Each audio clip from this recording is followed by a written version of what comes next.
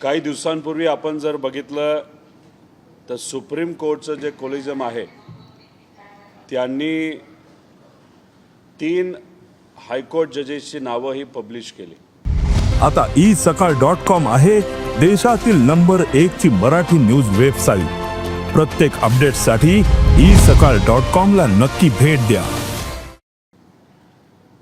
ती नावं त्यांनी पब्लिश केल्यानंतर ती पूर्ण यादी ही केंद्र सरकारकडे जाणार आणि मग केंद्र सरकार त्याच्यावर शिक्कामोर्तब केल्यानंतर ते सर्व जजेस हे हायकोर्टला ॲक्टिव्ह होतील। जेव्हा आम्ही ती यादी बघितली त्याच्यामध्ये आरती साठे नावाच्या ज्या वकील आहेत त्यांचं नावसुद्धा त्याच्यामध्ये आढळलं। त्या भाजपच्या अधिकृत स्पोक्सपर्सन होत्या।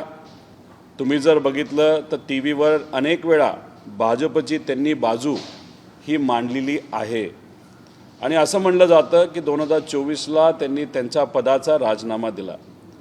पण आम्हाला जे कळतंय कोलेजियम जेव्हा इंटरव्ह्यू घेते तेव्हा तिथे असणारे जे सर्व लॉयर्स आहे त्यांची विचारपूस केली जाते आणि कुठलंही नाव येण्यापूर्वी ती प्रक्रिया 2 वर्षापासून ती सुरू असते।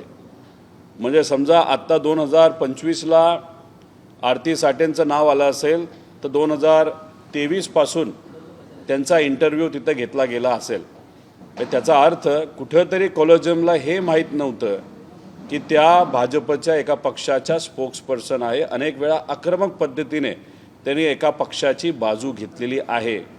तर आम्हाला सुप्रीम कोर्टचे जे CJ आहेत त्यांना विनंती करायची आहे की आपण एकदा परत आरती साठे यांची जज म्हणून जी काही नियुक्ती करण्याचा प्रस्ताव तुम्ही केंद्र सरकारला पाठवलेला आहे तो थांबवावा।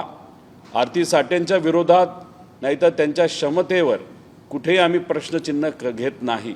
पण आज या राज्यातलं आणि देशातलं वातावरण आपण जर बघितलं तर त्या वातावरणाकडे बघत असताना एखादा जज जो माजी एखादा पक्षाचा पदाधिकारी असेल ते सुद्धा स्पोक्सपर्सन असेल ते जर जज झाले तर उद्या जाऊन सामान्य लोकांना न्याय मिळेल का? आम्ही सर्वजण सरकारच्या विरोधात सातत्याने बोलत असतो, आमचे कार्यकर्ते बोलत असतात आणि मग आमची एखादी केस जर त्या वकिलांच्या समोर गेली तर आम्हाला न्याय मिळेल का? त्याच्याचबरोबर सरकारच्या विरोधातला एखादा मुद्दा असू शकतो तो कुठलाही असेल। समजा आता कोल्हापूरमध्ये जी गजलक्ष्मी म्हणजे हत्तीची केस सुरू आहे तो विषय समजा त्या जजच्या समोर गेला आणि सरकारला तो हत्ती एखाद्या प्रायव्हेट कंपनीला द्यायचाच असेल तर तिथे असणारे जे काही मठ आहे नाही तर जो काही देवस्थान आहे त्यांना न्याय मिळणार का? शेतकऱ्याची सुसाईडची एखादी केस असेल, अनेक असे काही विषय असतात जे सामाजिक असतात ते मांडल्यानंतर एखादा जज जो पूर्वी एखाद्या पक्षाचा पदाधिकारी होता तिथं मग ती भूमिका सरकारच्या विरोधात घेतील का? असे अनेक प्रश्न तिथं निर्माण होतात। काही लोक म्हणत आहेत की पूर्वी काही लोकांची नियुक्ती अशा पद्धतीने झाली होती आणि मग पूर्वी जे झालं आणि आत्ता जे होते याच्यामध्ये फरक काय? मला त्यांना एवढंच सांगायचं आहे, पूर्वीच्या काळामध्ये इलेक्शन कमिशन आपण जर बघितलं त्याच्यावर कुणीही आक्षेप घेत नव्हतं। कुणी असं म्हणत नव्हतं की इलेक्शन कमिशन हे एका पक्षाचं भूमिका घेते ना तर बाजू घेते।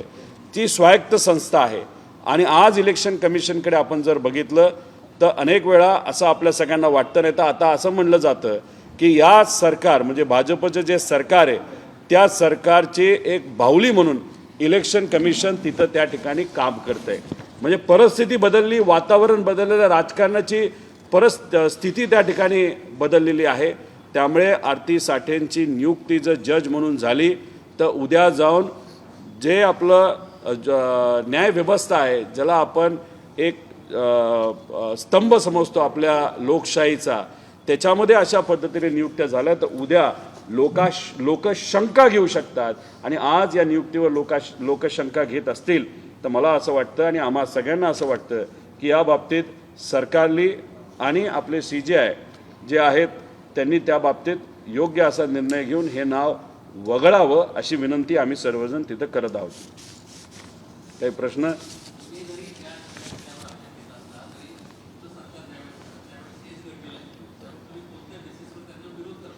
एक तुम्ही समजून घ्या की काही लोक 1972चे दाखले देत आहेत, त्या काळात दाखला तिथं दिला जातो, त्यावेळेस सत्तेतले लोक जर त्या पद्धतीने नियुक्त्या करत होते असं तुमचं म्हणणं असेल तर तुमचे नेते जसं अटल बिहारी वाजपेयीसुद्धा त्या काळामध्ये विरोधी पक्ष नेता होते, नाहीतर ते विरोधात तिथं होते, मग त्यांनी त्यावेळेस आक्षेप घेतला का? त्या बाबतीत ते काय बोललेत का? त्यावेळेस तुमचं भाजप जे होतं त्यांनी तिथं भूमिका काय घेतली? त्यावेळेस कदाचित जी काही नियुक्ती झाली होती ती नियुक्ती या मोठ्या भाजपच्या नेत्यांना योग्य वाटली असल्यामुळे ते बोलले नसावेत. आता भूतकाळामध्ये जगण्यापेक्षा आता भविष्यकाळामध्ये भविष्याचा विचार आपल्या सर्वांना त्या ठिकाणी करावा लागेल. त्यामुळे आजचा आणि भविष्याचा विचार करत असताना आजची राजकीय परिस्थिती बघितल्यानंतर आज आम्ही सर्वजण या विषयाचा विरोध त्या ठिकाणी करतोय, एवढंच इथं आम्ही सर्वजण नमूद करतो.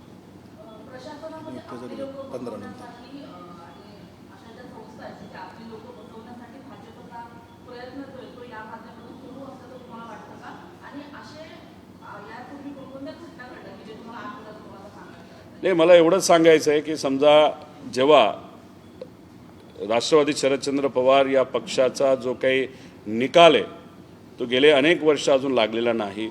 त्याच्याचबरोबर आपण जर उद्धव ठाकरे साहेबांच्या पक्षाच्या बाबतीत बोललो, तेलंगणाचा विषय घ्या, याच्यामध्ये जेव्हा डिले केला जातो, कारण का न्यायव्यवस्थेमध्ये justice delayed is justice denied, आणि मग अशा गोष्टी जेव्हा घडतात तेव्हा दुर्दैव असं आम्ही म्हणत नाही की तिथं असणाऱ्या जजेसली मुद्दामून डिले केला, पण जेव्हा असे काही डिले केले जातात नाही तर अशा पद्धतीने निर्णय घेतले जातात, मग कुठंतरी मनामध्ये शंका येते की विरोधातल्या पक्षातले जर विषय तिथं असतील तर मग मुद्दामून तिथे डिले केलं जातं का? मग ही जी शंका जी आजपर्यंत कधीही कोर्टावर, सुप्रीम हायकोर्ट नाहीतर सेशन कोर्टावर सुद्धा आजपर्यंत कुणी घेतली नव्हती, दुर्दैव असं परिस्थिती बघता ती शंका आज लोक आता घ्यायला लागलेले आहेत.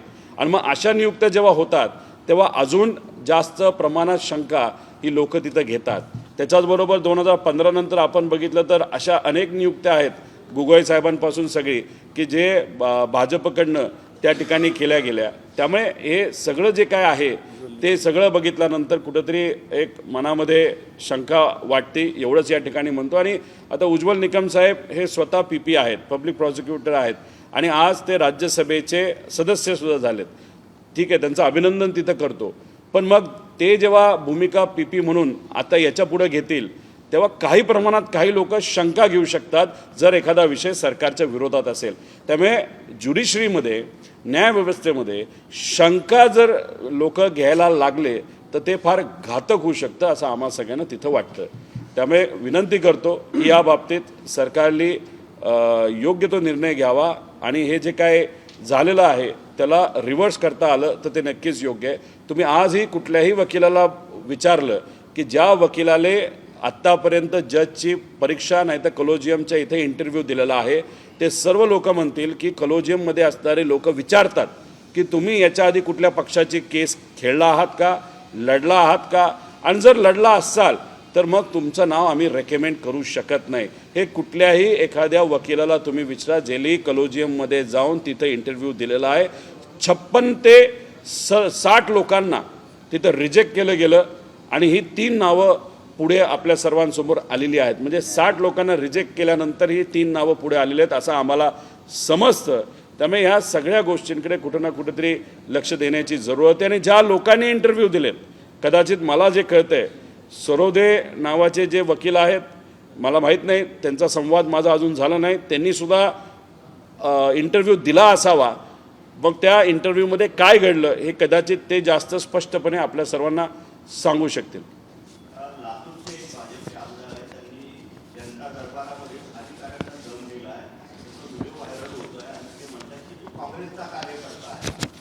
आता काय झालं आहे की आज सरकारमध्ये असणारे जे सर्व आमदार आहेत, नेते आहेत, त्यांना असं वाटतं की त्यांची घरची सरकार आहे, त्यांचं घरचे अधिकारी आहेत.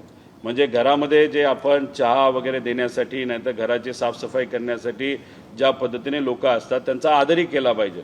पण जसं काही लोक त्यांच्यावर चिडतात, ओरडतात, तसंच आता या राज्यातल्या सर्व आमदारांना जे सत्तेत आहेत त्यांना असं वाटलं की हे ग्रामसेवक त्यांचे घरगडी आहेत, नाहीतर समजा पोलीस अधिकारी हे त्यांच्या वॉचमॅन सारखे आहेत, मग कसंही बोललं तरी चालतं. त्यामुळे हे जेव्हा व्हिडिओ बाहेर येतात तेव्हा जी लोक आहेत जी कदाचित राजकारणापासून दूर आहेत त्यांना कुठं ना कुठंतरी आता राज्यकर्त्यांचा, आमदारांचा, लोकप्रतिनिधींचा तिरस्कार वाटायला लागले, अशी ती परिस्थिती आहे. मेघना बोर्डीकरांचा पण मुद्दा तुम्ही जर बघितला, त्यांनी सुद्धा अतिशय म्हणजे पब्लिकमध्ये फक्त गर्दी त्या ग्रामसेवकली केली नाही, नाहीतर 1400 जे घरकुल दिली गेली होती त्या 1400 घरकुलपैकी फक्त 7च लोक लाभार्थी तिथं आले आणि बाकीचे आले नाहीत.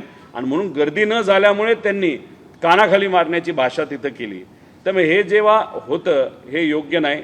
त्यामुळे जे कोणी आमदार असतील त्यांना समज ही भाजपच्या नेत्यांनी त्या ठिकाणी द्यावी. पण होतंय असं की हे सर्व नेते खालच्या पातळीवर जाऊन बोलतात खरं, पण त्यांचे जे नेते आहेत ते मुख्यमंत्री साहेब असतील, इतरही मोठे नेते आहेत, ते मात्र या सर्व आमदारांचे, कार्यकर्त्यांचे कान मात्र तिथं धरत नाहीत. आणि ती गोष्ट न केल्यामुळे ह्यांना असं वाटतं की काही बोललं तरी चालतंय.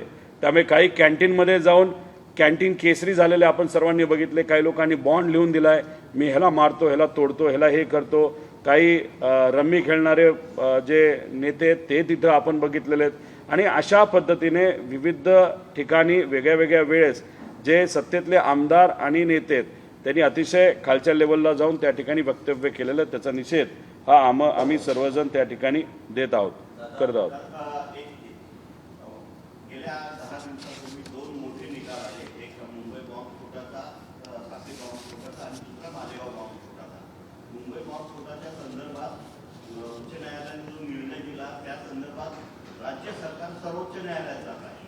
परंतु मालेगाव बॉम्बस्फोट प्रकरणी राज्य सरकार सर्वोच्च न्यायालयात जाणार नाही असं RTI मधून नुकतंच उघड झालेलं आहे.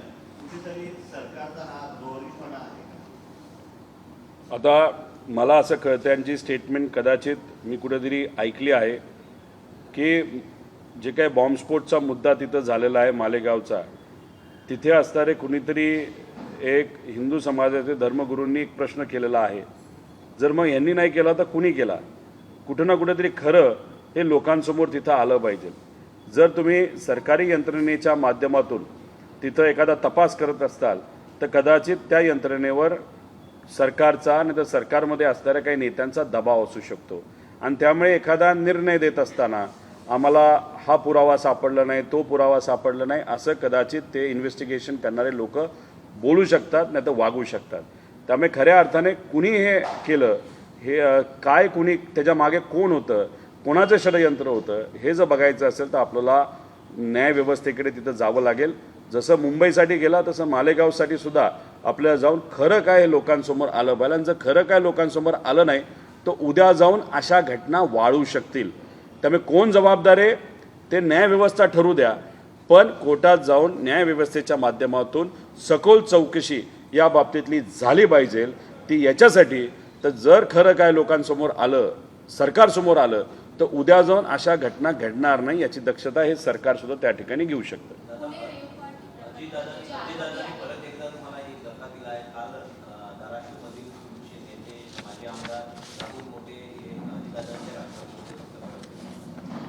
आम्हाला जे कळतं आहे की राहुल मोटेंचा जो कारखाना आहे तो अजितदादांच्या पक्षाच्या कुठल्या तरी नेत्याच्या माध्यमातून चालवला जातो.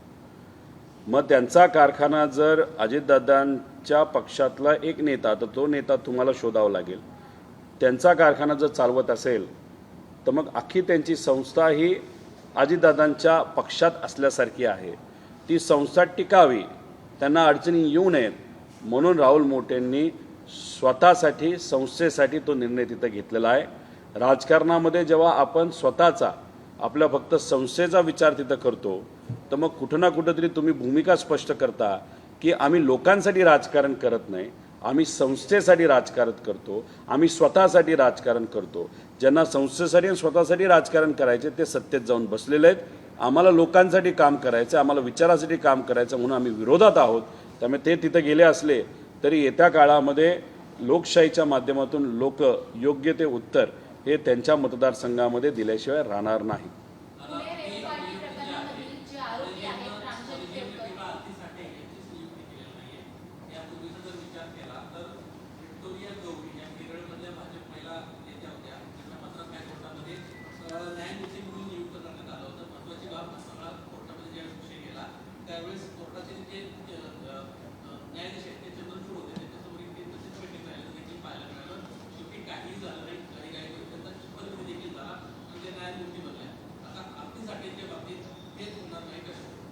हे बघा, आरती साठेंचा विषय आजच्या काळामध्ये पुढे आलेला आहे. गेल्या वेळेस ज्या ज्या नियुक्त्या तिथं झाल्या, ज्या कोणी केल्या असतील, त्याच्यात विरोधकांकडनं, समजा काँग्रेसचं सरकार असेल तर भाजपकडनं त्या बाबतीतला विरोध झाला होता का, त्याच्या बाबतीतली चर्चा झाली होती का? मग कदाचित त्यावेळेस झालेल्या नियुक्त्या ह्या भाजपच्या नेत्यांना योग्य वाटल्या असतील, कुणी त्याचा तिथं विरोध केला नाही. आता आम्ही आजच्या काळामध्ये आजची राजकीय परिस्थिती आणि पार्श्वभूमी बघता ज्या लेवलला राजकारण चाललेलं आहे, म्हणजे इलेक्शन कमिशन हे स्वायत्त संस्था असताना भाजप स्वतःच्या एखाद्या डिपार्टमेंटसाठी इलेक्शन कमिशनला आज वापरतंय आणि त्याच्यात तुम्ही जर बघितलं तर हे पूर्वी होत नव्हतं. तसंच आम्हाला भीती अशी वाटते की अशा पद्धतीने जजेसच्या नियुक्त्या जर झाल्या, अशा व्यक्तींना तिथं घेतलं गेलं ज्यांनी पक्षाची भूमिका ठामपणे मांडलेली आहे, तर उद्या जाऊन आजच्या राजकारणाकडे बघता तिथं न्यायव्यवस्थेच्या माध्यमातून विरोध हा केला, न्याय हा सामान्य लोकांना आणि विरोधातल्या लोकांना दिला जाईल असं आम्हाला वाटत नाही. राहिला प्रश्न एखादा विषय कोर्टात पूर्वी गेला असेल तर सहसा जर आपण बघितलं तर जजेसच्या बाबतीतला एखादा निर्णय जर कोर्टात गेला तर जजेसच्या विरोधात, नाहीतर जी काय प्रक्रिया कॉलेजियमची आहे त्याच्या विरोधात कुठेही निर्णय कुठलंही कोर्ट तिथं देत नसतं. आणि शेवटी तो विषय त्यांचा अंतर्गतला विषय असतो. विषय आज आम्ही का मांडत आहोत, कॉलेजियमनी नावं दिली असली तरी मग इंटरव्ह्यू, आता आम्हाला तो अधिकार नाही की काय पद्धतीने इंटरव्ह्यू झाला, कोण ते 60 लोक होते ज्यांना तिथं रिजेक्ट केलं गेलं, त्याच्यामध्ये कुठल्या कुठल्या भूमिका घेणारी लोक होती का, काही असे होते की जे कुठलीच भूमिका कुठल्याही पक्षाच्या बाजूला आजपर्यंत दिले नाही, मग त्यांच्यावर अन्याय झाला का, मग हीच तीन नावं पुढे का आली, मग त्याच्यामध्ये नियुक्त्या करत असताना डिले का झाला, मग सुप्रीम कोर्ट असं होतं का, सुप्रीम कोर्ट काही चांगल्या जजेसची नावं पुढे करत होतं पण मग सरकार मुद्दामून डिले करत होतं त्या जजेसच्या नियुक्त्या देण्यासाठी, नाहीतर सरकारकडनं वेळ लावला जात होता आणि म्हणून एवढा मोठा डिले झाला आणि मग कुठंतरी कॉम्प्रोमाइज झालं का अशी भीती तिथं आम्हा सर्वांना वाटते. पण न्यायव्यवस्थेवर आमचा सगळ्यांचा विश्वास आहे, फक्त सरकारवर मात्र तिथं विश्वास नाही. त्यामुळे सरकारने या बाबतीत आम्ही पारदर्शक आहोत, आम्ही योग्य अशी सिस्टम तिथं चालवतो हे कुठेतरी दाखवण्याची आज खरी वेळ आहे. तशा पद्धतीने हे सरकार निर्णय घेईल का असा प्रश्न तिथं आम्हा सगळ्यांना वाटतो. सध्या दोन मुद्दे फार मोठे गाजत आहेत. कोल्हापूर हत्ती प्रकरण असो किंवा समुद्रखान्याचं, तुमची भूमिका काय? आम्ही परंपरेच्या बाजूली आहोत. आम्ही जी कुठली संस्कृती जे अनेक वर्षांपासून एखाद्या परिसरामध्ये, एखाद्या मंदिरामध्ये, एखाद्या मठामध्ये तिथं चालू असेल तर त्या परंपरेला आम्ही भक्कमपणे तिथं पाठिंबा देतो. जे कोल्हापूरचं गजलक्ष्मीचं प्रकरण झालं, जे हत्तीचं प्रकरण झालं, त्याच्यामध्ये मठाकडनं कोर्टामध्ये त्यांची बाजू मांडण्यासाठी कदाचित चांगले वकील हे दिले गेले नव्हते, नाहीतर विरोधात जे लोक लढत होते ते या देशातले, एशियातले सगळ्यात श्रीमंत परिवार आहे. त्या परिवाराच्या विरोधात आम्ही नाही. मग त्यांनी चांगले वकील तिथं वापरल्यानंतर तिथं मठ तो तिथं कोर्टात हारलेला आहे. त्यामुळे याच्या पुढे परत आपल्याला जर कोर्टात जावं लागलं तर चांगले वकील हे आपल्याला द्यावे लागतील. पण सरकारने या बाबतीतली भूमिका घेणं तितकंच महत्त्वाचं आहे. पण सरकारकडनं ठाम भूमिका घेताना आपण कुठेही त्या ठिकाणी दिसत नाही. पण मी त्या परिवाराला विनंती करतो, जर लाखो लोक रस्त्यावर येत असतील आणि त्याचा विरोध करत असतील तर त्या गजलक्ष्मीला, त्या हत्तीला त्याच मठात ठेवण्यासाठी या मोठ्या परिवाराने पुढाकार घ्यावा अशी विनंती त्या परिवाराला सुद्धा करतो आणि सरकारलाही विनंती करतो की त्या बाबतीत तुम्ही हे करा. आणि राहिला प्रश्न कबूतरखान्याचा, तर अनेक वर्षांपासून जर कबूतरखाने राहिलेत, लोक देव समजून, नाहीतर एक प्राणी, नाहीतर एक पशु समजून त्यांना जर तिथं अन्न देत असतील, अन्नदान करत असतील आणि ती परंपरा जैन समाजामध्ये नाहीतर इतर समाजामध्ये ही आजपर्यंत जर ठेवली जात असेल तर मग का कबूतरखाना तुम्ही बंद करता, काय त्याला अडचण आहे? म्हणजे विकासाच्या नावाखाली तुम्हाला फक्त पैसे खायचे आहेत म्हणून जर तुम्ही अशा पद्धतीने जी आजपर्यंतची परंपरा आहे ती मोडीत काढून तिथं वेगळं काहीतरी तुम्ही करत असाल तर त्या सगळ्या गोष्टीला, त्या प्रक्रियेला, या सरकारला, सरकारच्या निर्णयाला आम्ही त्या ठिकाणी विरोध करतो.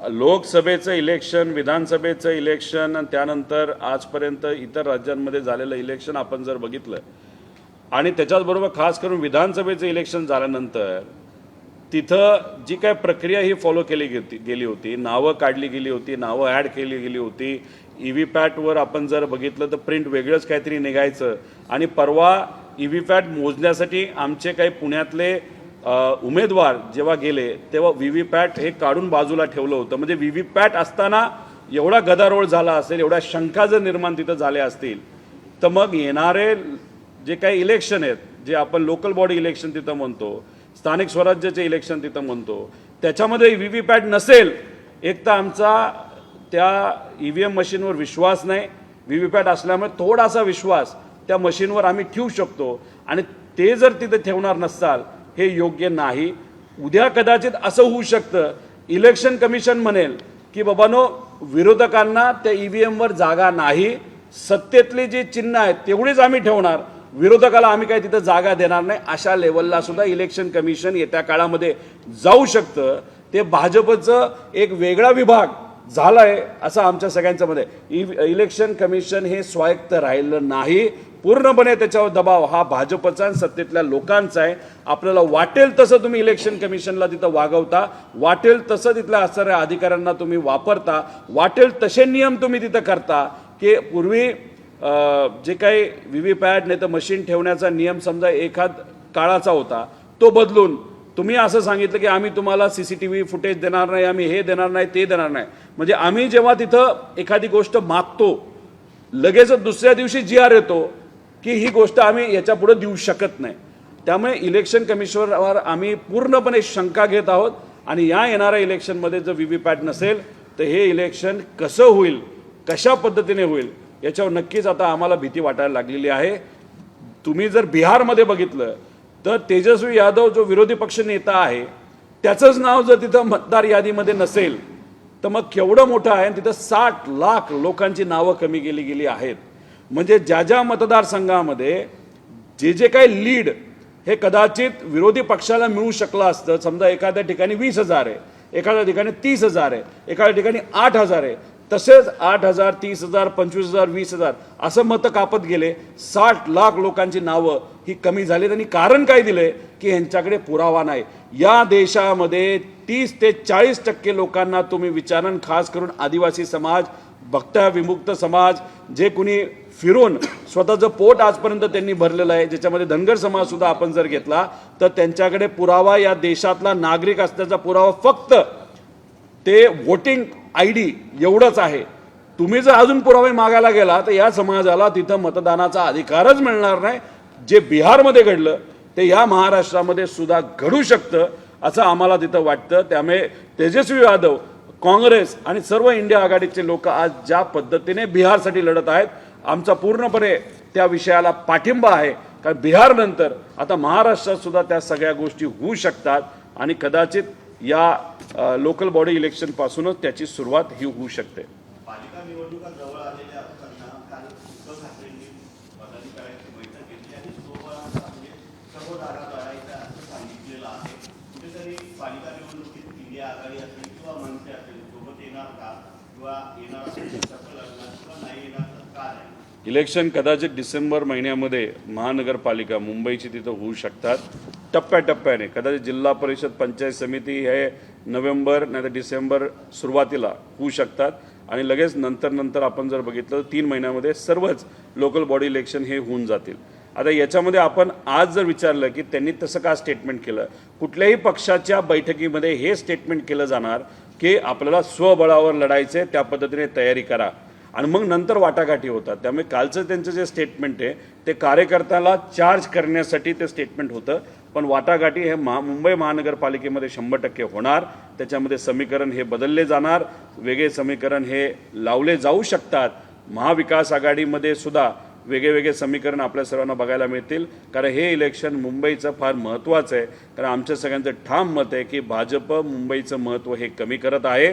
स्वायत्त महाराष्ट्राची चळवळ जेव्हा त्या ठिकाणी झाली होती तेव्हा मुंबईला वेगळं करण्याचा प्रयत्न त्या काळामध्ये तिथं झाला होता. 107 ते 8 लोकांनी बलिदान दिल्यानंतर मुंबई आपल्या महाराष्ट्रात तिथं राहिलेली आहे.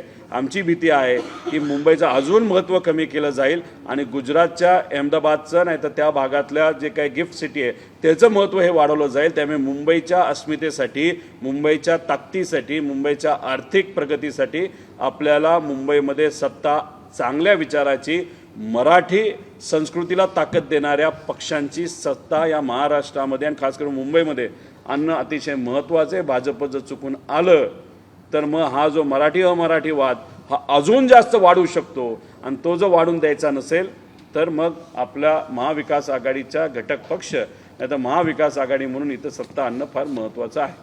पुणे रेलपाटी प्रकरणामध्ये जे आरोपी आहेत प्रांजल खेमकर त्यांच्या समस्येमध्ये आता मोठी वाढ झाली आहे. जी संस्था आहे बहुउद्देशीय सेवाभावी संस्था त्यांनी आरोप केलेला आहे की खेमकरांनी 28 वेळा स्वतःच्या नावानं हॉटेल रूम बुक करत परप्रांतीय मुलींना बोलावलेलं होतं असं त्या संस्थेकडून आरोप करण्यात. विषय एवढाच आहे की त्या दिवशी काय घटना घडली, जे काही ड्रग्ज हा विषय तिथं चर्चेत आहे त्या बाबतीत काय चाललंय हे तुम्ही तिथं विचारा. एखाद्या पर्सनल विषयामध्ये जर काही लोक जात असतील तो त्या व्यक्तीचा आणि त्या संस्थेचा आणि पर्सनल गोष्टीच्या विषयावर आम्ही राजकीय भाष्य तिथं करणार नाही.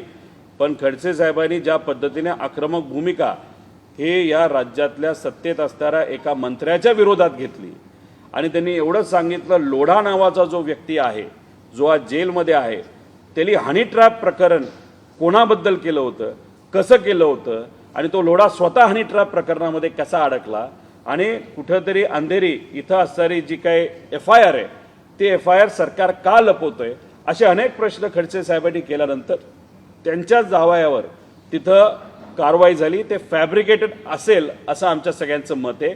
त्या फक्त विषयाच्या बाबतीत तुम्ही जर आम्हाला प्रश्न केला तर आम्ही एवढंच सांगू की त्याच्यामध्ये नक्कीच काही ती राजकीय खेळी आहे. ते जे काही हॉटेल आहे त्या हॉटेलचे CCTV फुटेज हे खडसे परिवाराने मागितलेले आहेत पण त्यांना अजून ते मिळालेले नाहीत. त्याच्याचबरोबर जे व्हिडिओ हे पोलिसांच्या ताब्यात होते ते व्हिडिओ पोलिसांच्या ताब्यात असताना मीडियाकडे ते गेले कसे, त्यात मीडियाची चूक नाही, ते पोलिसांनीच दिले. त्यामुळे कुठं ना कुठं तरी आणि त्याच्याचबरोबर ही कारवाई करत असताना फार स्निपर डॉग्स सुद्धा त्यांच्याकडे बरोबर होते. ही कारवाई झाल्या विदाऊट वॉरंट रोहिणीताई खडसेंची जिथं कुठं घरं आहेत त्या घरामध्ये सुद्धा विदाऊट वॉरंट सर्च केलं गेलं. त्याच्याचबरोबर असं आम्हाला कळतंय की मोबाईलमध्ये पर्सनल फोटो काढून त्या प्रांजल नावाचे जे व्यक्ती आहेत त्यांना तिथं ब्लॅकमेल केलं जातं, हे काढू बाहेर काढू. त्यांच्या व्यक्तिगत जीवनामध्ये ते काय करतात याच्यात आमचं काही घेणं देणं नाही. आज जर आपण नेत्यांच्या बाबतीत सुद्धा जर खोलात गेलो तर बऱ्याच लोकांचे बरेच विषय निघतील. त्यामुळे त्याच्यात तर आम्हाला काही जायचं नाही. आणि नाशिकमध्ये जिथं ते हनी ट्रॅप प्रकरण घडलं मग त्याच्यामध्ये कोणाकोणाची नावं आहेत हे सरकारने जाहीर करावे असं आम्ही सगळे त्या ठिकाणी म्हणू. मराठी शाळांसंदर्भात आता प्रश्न केले जातात.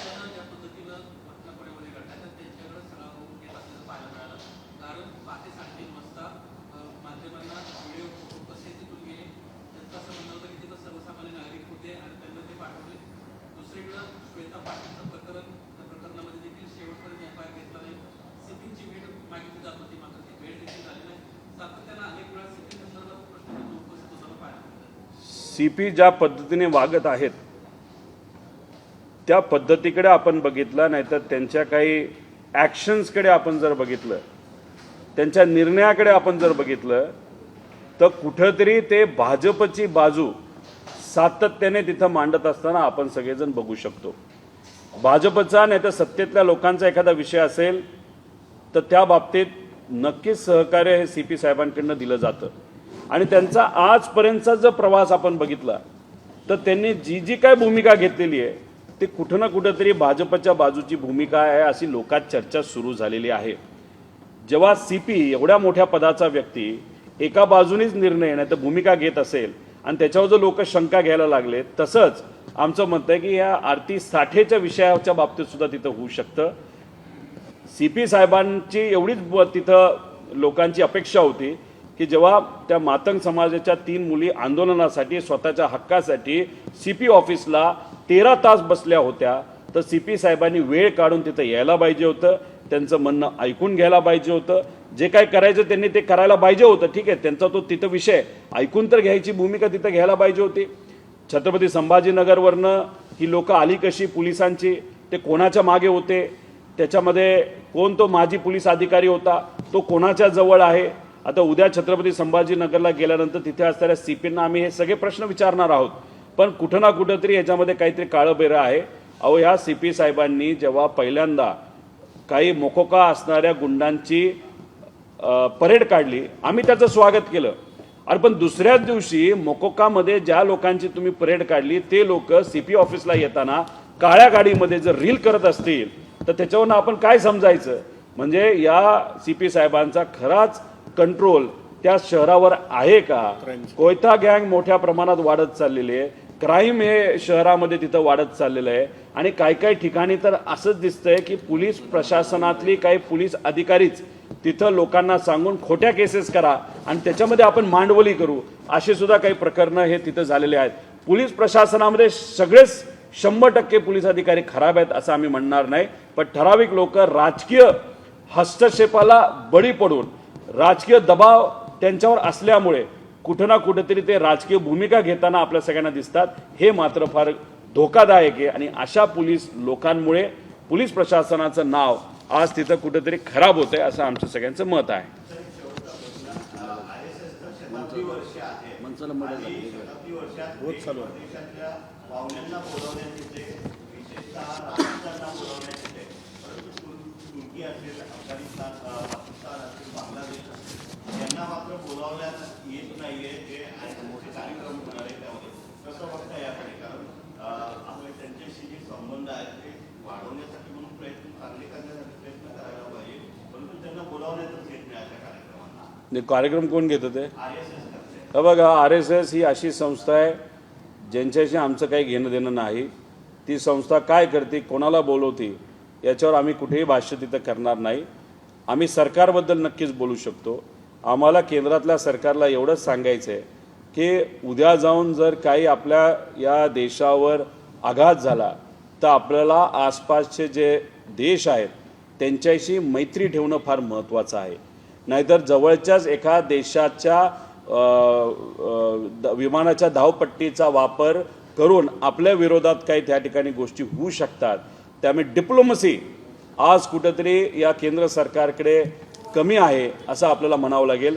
अमेरिका आणि भारताचे जे काही रिलेशन आहे जे कुठं ना कुठेतरी आता सरळ झाले पाहिजे, अडचणी सुटल्या पाहिजे, पण त्या बाबतीत कुठेही अडचणी कमी होताना दिसत नाही. ट्रम्प साहेब हे सातत्याने आपल्या देशातल्या सरकारच्या विरोधात, तिथं असणाऱ्या नेत्याच्या विरोधात वेगवेगळे स्टेटमेंट तिथं देत चाललेत, पण त्याच्यावर आपण कुठेही उत्तर देऊ शकत नाही. त्यामुळे आसपासच्या देशांबरोबर चांगलं रिलेशन जर असेल तर मग हा जो पाकिस्तान देश आहे, जो आपल्या विरोधातला देश आहे, त्याच्यावर आपल्याला कंट्रोल करण्यासाठी, नाहीतर त्यांनी जर आपल्यावर काय आघात केला ते आसपासचे देशसुद्धा आपल्या विचाराचे असणं, नाही तर आपल्याशी त्यांचं चांगलं असणं हे फार महत्त्वाचं आहे. नाही तर चायना आणि पाकिस्तान यांनी एकत्रित इतर देशांना विश्वासात घेऊन जर आपल्यावर कुठं काही कारवाई केली ते फार धोक्याचं ठरू शकतं. त्यामुळे जे इतर देश आहेत, पाकिस्तान आणि चायना सोडून, यांच्याबद्दलचे रिलेशन चांगले करण्यासाठी आपल्या देशाच्या सरकारने काही ना काहीतरी तिथं केलं पाहिजे असं आमच्या सगळ्यांचं मत आहे. मराठी शाळा जाणीवपूर्वक संपवल्या जातात का असं प्रश्न आहे. हां, मराठी शाळा आता जाणीवपूर्वक संपवल्या जातात का महानगरपालिकेकडून? आता आणखी एक समोर आलं की माहीम परिसरामधली जी शाळा आहे त्याच्यावरती 4 वर्षांपूर्वीच महानगरपालिकेने 5 कोटी इतका खर्च केलेला आणि आता पुन्हा 4 वर्षांपर्यंत ती अत्यंत धोकादायक अशी इमारत सांगितली जाते महानगरपालिकेकडून. तुम्ही जो प्रश्न विचारला ते नक्कीच खरं आहे की हे जे राज्यातलं सरकार आहे ते कुठं ना कुठंतरी मराठी अस्मिता, मराठी भाषा आणि मराठी संस्कृतीच्या विरोधात आहे. दुबे नावाचे जे खासदार आहेत, जे भाजपचे खासदार आहेत, त्यांनी मराठीबद्दल, महाराष्ट्राबद्दल अपशब्द वापरले. त्यांचा विरोध प्रत्येक मराठी माणसाने या महाराष्ट्रामध्ये केलेला आपण सर्वांनी बघितलं. आम्ही त्यांचा विरोध तिथं केला.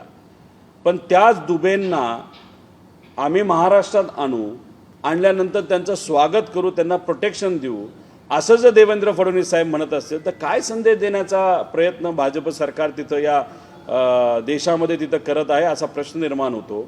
आणि ही जी डिप्लोमसी आहे खासदारांबरोबर, याचा खोलात जाऊन अजून अभ्यास केला तर कदाचित सप्टेंबर ऑक्टोबरमध्ये आपले जे मुख्यमंत्री साहेब आहेत ते दिल्लीला जातात का काय, असा प्रश्न आता कुठेतरी निर्माण व्हायला लागला आहे. कारण का मराठीला सोडून जो व्यक्ती मराठीच्या विरोधात बोलतो त्याला तुम्ही स्वागत करता, म्हणजे देवेंद्र फडणवीस साहेबांनी खासदारांबरोबर डिप्लोमसी सुरू केली आहे असं आपल्याला म्हणावं लागेल. म्हणजे काय ना काहीतरी बदल येत्या काळामध्ये होतील असं कुठेतरी आपल्या सर्वांना म्हणावं लागेल. कल्याणचा विषय माहिती आहे का?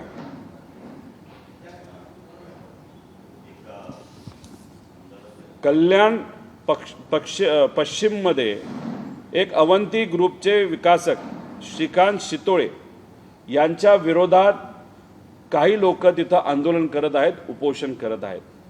आणि हे जे उपोषण करणारे लोक कोण आहेत तर माजी भाजपचे आमदार आहेत.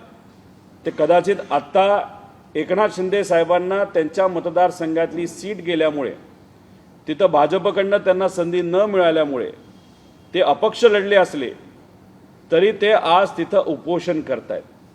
त्याच्याचबरोबर आम्हाला असं कळतंय की हे जे श्रीकांत शितोळे आहेत ते सत्तेमध्ये असणाऱ्या एकनाथ शिंदे साहेबांच्या पक्षातल्या कुठल्या तरी नेत्याच्या जवळचे कार्यकर्ते आहेत, नाहीतर व्यावसायिक आहेत. या व्यक्तीच्या विरोधात कारवाई व्हावी असा आदेश हा खुद होम मिनिस्टर आणि मुख्यमंत्री देवेंद्र फडणवीस साहेबांनी तिथं काढला. आणि हा आदेश त्यांनी काढला असताना सुद्धा अजूनपर्यंत श्रीकांत शितोळेच्या विरोधात कारवाई झाली नाही. आम्हाला असं वाटत होतं की आम्ही जेव्हा एखादा मुद्दा मांडतो नाही तर पोलीस प्रशासनाला विनंती करतो, आमची विनंती ऐकली जात नाही.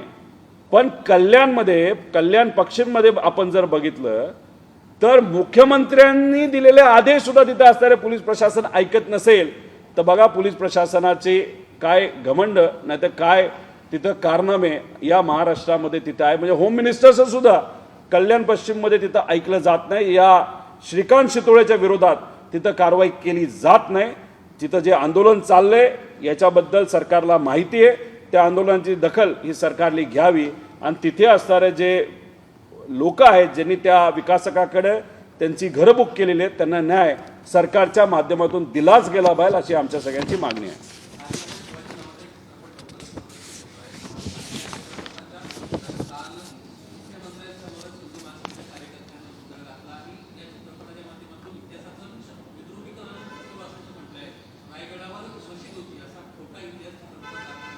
भाजप प्रेरित नाही तर RSS प्रेरित संघटनेने जर एखाद्या चित्रपटाचा विरोध केला असेल तर मग असं आपल्याला म्हणावं लागेल त्या चित्रपटामध्ये कदाचित खराच इतिहास दाखवला असावा. तो पिक्चर मी तिथं अजून बघितलेला नाही. काय त्या पिक्चरमध्ये दाखवलंय हे तिथं आपल्याला बघावं लागेल. कारण RSS नाही तर BJP प्रेरित जी लोक आहेत ते नेहमी खोटाच इतिहास लोकांपर्यंत आणण्याचा प्रयत्न सातत्याने तिथं करतात. त्यामुळे एखाद्या पिक्चरच्या विरोधात ते करत असतील तर नक्कीच तो पिक्चर आपण बघितला पाहिजे. खरं काय हे आपण सर्वांनी समजून घेतलं पाहिजे. त्यामुळे मी स्वतः जेव्हा केव्हा संधी मिळेल तेव्हा तो पिक्चर बघेल आणि तो पिक्चर बघितल्यानंतर काही इतिहासकारांशी बोलून त्या बाबतीत जास्त स्पष्टपणे बोलू शकतो. पण सेन्सर बोर्डची पण मान्यता त्याला आहे आणि कदाचित तो पिक्चर भारताच्या बाहेर सुद्धा अनेक ठिकाणी हा ऑफिशियली तिथं पाठवण्यात आला होता. त्यामुळे 1-2 लोक विरोध करत असतील, त्यामुळे एखादा पिक्चर जर योग्य असेल आणि इतिहासकारांचा जर त्याला आणि खऱ्या इतिहासकारांचा, कारण का भाजप प्रेरित पण इतिहासकार आहेत, स्वघोषित इतिहासकार आहेत, त्यांचा मी म्हणत नाही. समजा आपले जयसिंगभाऊ पवारांचा असेल आता अजून 1-2 जणांचा असेल ज्यांना खरा इतिहास मिळेल या लोकांनी त्याच्यावर वक्तव्य करावं एवढीच विनंती त्यांना त्या ठिकाणी मी करतो.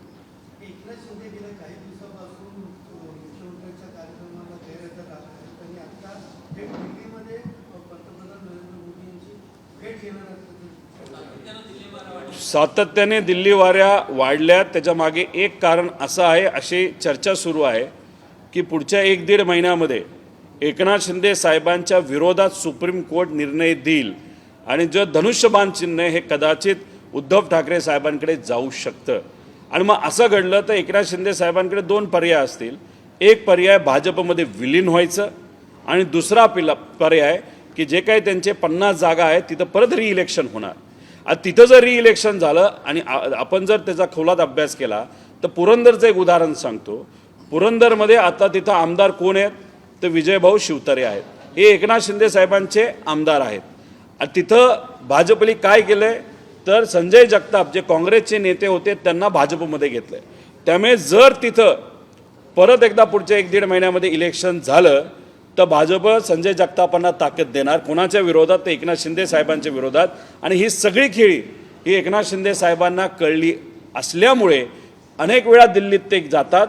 जेव्हा एकनाथ शिंदे साहेब दिल्लीत सातत्याने जातात नाही तर त्यांच्या गावी जातात तेव्हा या सरकारमध्ये ऑल इज नॉट वेल असा संदेश त्या ठिकाणी असतो. हे आपण सर्वांनी समजून घेतलं पाहिजे. ठीक, चला धन्यवाद.